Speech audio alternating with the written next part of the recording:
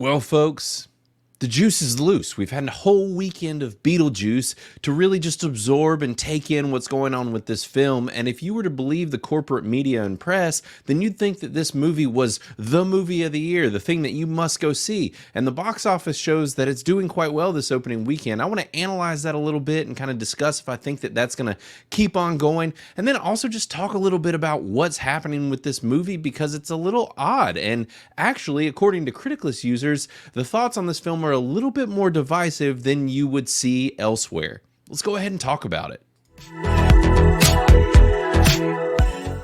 As always, make sure to subscribe, comment, like, do all that stuff below on our YouTube channel because it helps us out a bunch. And then visit criticalist.com. We're an entertainment reviewing platform for reviewing and talking about movies and entertainment, whatever it is you're consuming right now. So just go ahead, hop on the platform, and let us know what you've been enjoying. So I want to go ahead and get into this Beetlejuice conversation because, like I said, if you were to listen to the corporate press and if you were to even just look at review sites like Rotten Tomatoes, either on the critic side or the audience side, which is very suspect to say the least, you would think that this movie is awesome. Now, granted, on a more granular scale where you can only pretty much give a thumbs up or a thumbs down saying that something's, good or bad, then you're going to have problems anyways. And I said granular, I mean less granular scale. But anyways, yeah, if you were to look on Rotten Tomatoes, we looked when we did our Criticalist Cast review and the scores were really high and they still are. It's at a 76% and an 82% from audiences. Now, granted, this stuff has gotten really hairy of late because if you've seen,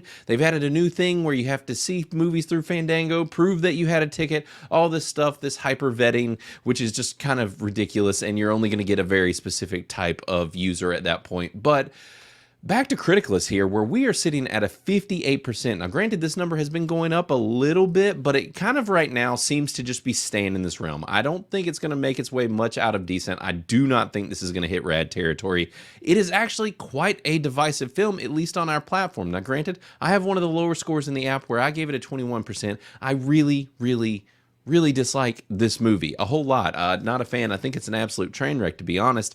And I mean, I hate it because I just recently reviewed another film, which was Sleepy Hollow by Tim Burton. Go check out my review for that as well. I love it. I think it's fantastic. It's the perfect holiday, like Halloween season movie. It's definitely worth checking out if you've never seen it. And if you have before, then you know what you're getting into. And it's quite great. And it just shows that this new stuff pales in comparison. And that's kind of what I wanted to speak on because, when I was watching Beetlejuice, it's like I was sitting there throughout the film just kind of perplexed at the storytelling and what was happening and why and just how messy it was. And a lot of people seem to have been kind of embracing that, which I don't fully understand just because it's by the time the movie ends, you're just like, what was the point of this? What did I just watch? Why did it feel like 10 movies crammed into one where none of them got to achieve it really anything?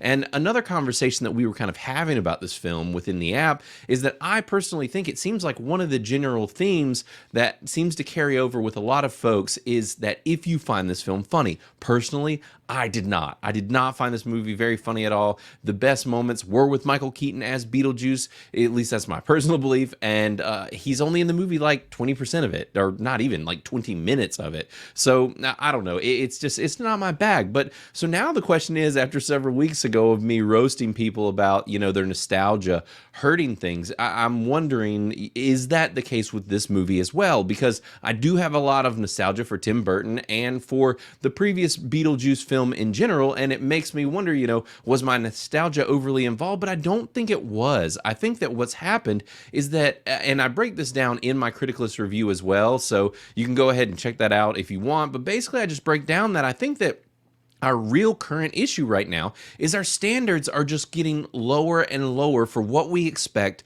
from films because there's just been a lot of crap coming out lately. We've seen a lot of really bad movies, and I mean, don't even get me started on the likes of the Crow remake, or even worse so for me was the new Borderlands movie. And even though these are all things connected to properties that I like, I was open and ready for something new. Same with this movie. But what we got is just subpar. And if you go watch these older films like Sleepy Hollow, you'll realize that like this movie is not very good at all. They are just conditioning us to lower our expectations so low that we just like crap. And that's ridiculous. There's no need for us to do that. We need to bring our expectations back up and start kind of demanding more from the industry. And this actually made me think about Deadpool and Wolverine too. We are now having this movie, it's sitting at a 78%. So it is at a rad. This is by 102 voters within the app. So that's a pretty solid amount. And it started out really high in the most excellent territory. It's slowly been going down. I've actually even lowered my score multiple times. I've got it out of most excellent range now at a 79,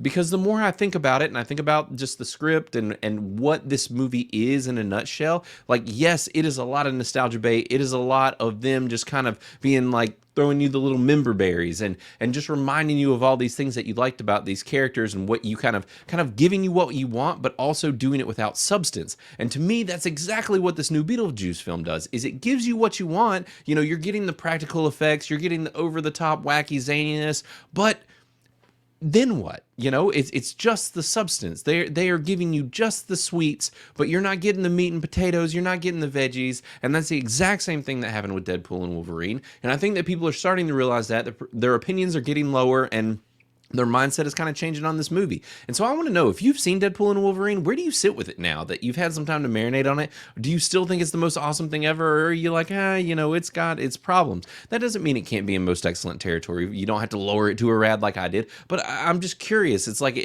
are you kind of cooling on this? And I'm wondering if that's going to happen with this Beetlejuice movie too. Because if you take a look at the box office right now, it is doing quite well. It actually ended up making 110 million this weekend, which was way above projections.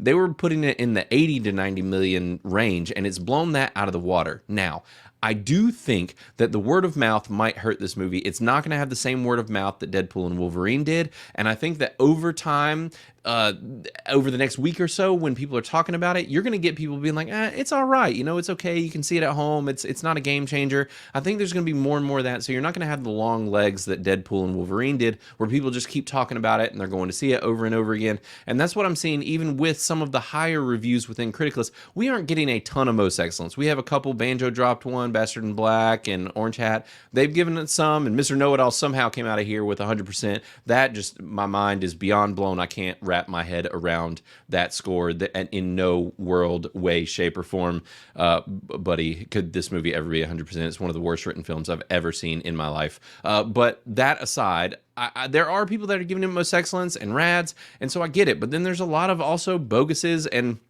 very middle of the road reviews as well. So I'm curious to see, as these continue to come through, is the score gonna, you know, hang right where it is? I'm thinking that's probably the case, and decent is at best where this movie belongs, honestly, at least for my personal opinion. And I mean, even Odin, OMB Reviews gave it a 45, he gave it a decent, and he's known for skewering things, so that's actually a little bit high for him. But I just think people are going to cool on this movie once they kind of get over just the being struck by seeing all these practical effects and not having the wall-to-wall CGI, and just thinking like, what was this movie? What did it consist of? And you can go listen to our Criticalist Cast on Hinge review right now, because we dig into that pretty well. All three of us were not huge fans and actually seem to be dislike this more than the majority of people, even with those folks that stay in the decent range. So definitely go check that out. And I do want to hear if you saw Reagan. There's a lot of people, my folks went and saw it this weekend, and they apparently liked it a lot, but this seems to be one of those where if you're the critics aren't liking it, and if you are more on the right side of the political spectrum, you're probably going to like this more than vice versa, because this does sound like it's a bit more of a puff piece to a degree about Ronald Reagan than not, but it sounds like it is a good film by all accounts. And I mean, I'm interested in it. I like Dennis Quaid. I'm interested to see what he does, but this just isn't my type of film. But it did do okay, and it hit the top 3 this weekend, and is they're predicting that it's gonna see, well, and it already did see a little bit of a drop, so it's gonna kind of keep going down. But the fact that Deadpool is still at number 2 is absolutely bonkers. I cannot believe that. So we'll see what happens next week with Beetlejuice. I've already said this like a billion times. He should have, appeared at this point, and Michael Keaton should be like screaming at me. But yeah, I don't know. I'm interested to see how it does next week, but I do not see it having the legs of some of these other films but I'm glad the box office is doing well. I'll say that, because we have had such a bad box office run that it needs some wins, and I guess I'll take it with this. It's just that this is honestly one of my most hated films of the year, and so I kind of struggle with that a little bit. And when I got to thinking about that, I was like, what's coming up over the next month or so? And this current week, we've got Speak No Evil and The Killer's Game, and then also I need to add the caveat that Am I Racist is also coming out in theaters.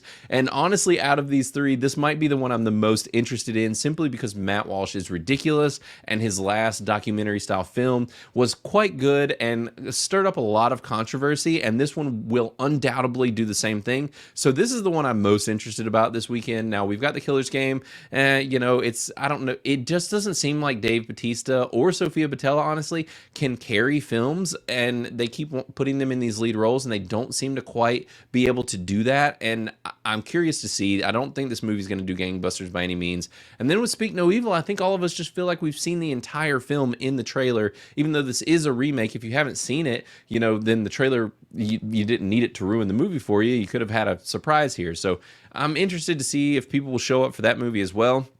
So next week, though, I've been watching, there's some good marketing happening for The Substance, which is a drama horror. It's the good time of year for that. And then we've got this Never Let Go, which is also a horror movie with Halle Berry that's going to be in that one. And then in the other one, it's Dennis Quaid as well, and Demi Moore. They are doing some interesting things. They've caught my attention with the marketing, so I'm having my eye on that, but I don't know. We'll see how that goes. And then Transformers 1. I think this is kind of unknown quantity here, because the live action movies, even the ones that you think would do crap, still make money. So there's still a lot of love for this franchise. My son wants to see it, so I might end up seeing it just for that reason. But that's going to be the one. We haven't had a lot of family films coming out. This one could actually do fairly well, so be on the lookout, for next week when we get Transformers 1. And the other two, I think, will be more understated, but I don't think the current things that are in the box office are going to be very big by that week. And then we've got Megalopal Lips, which this one seems to be the big question mark, because this is Francis Ford Coppola. If you know, the man is known for doing just these